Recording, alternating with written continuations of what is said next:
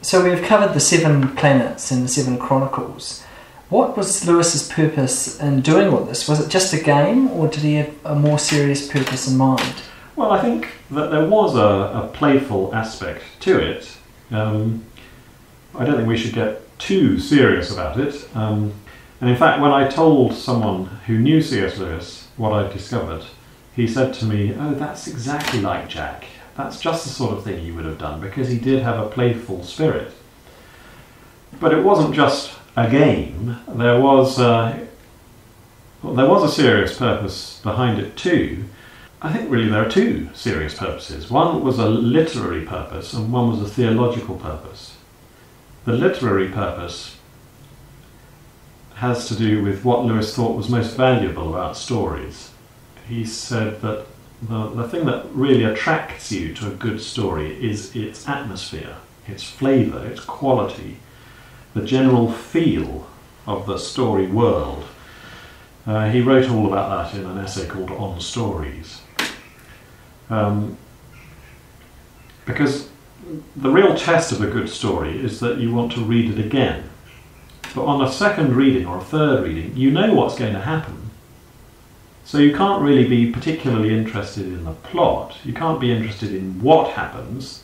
You can only be interested in how it happens, the quality of the story, the way things develop. Enjoying it. Enjoying it, the mood, the flavour, the feel.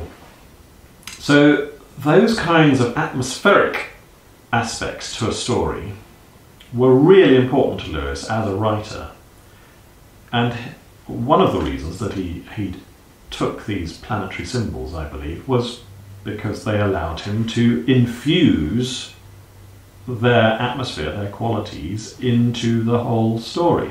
The plot, the characters, the ornamental details, everything could be redolent of the jovial spirit, or the martial spirit, or the solar spirit. So that was one literary reason, a serious literary reason, an artistic reason. But even more serious than that is the theological reason, because it's not just a literary effect, it's actually a spiritual effect, because of this harmony that there is between Aslan, the Christ character, and the world that he inhabits in each story. There's a kind of resonance between Aslan's kingly qualities in The Lion, the Witch and the Wardrobe, and the fact that this is a story in which the boys and girls are crowned kings and queens at the end of the story. They participate in his kingly spirit as the story progresses. They participate in his martial spirit as Prince Caspian progresses. So it's a very important point that Lewis is trying to communicate by this imagery, that there's a harmony between Christ and his creation and his creatures, which is what he believed. Lewis thought that this world reflected something of its divine origin, and that man has been made in the image of God, so we ought to reflect his qualities. So theologically it's very significant what he was up to.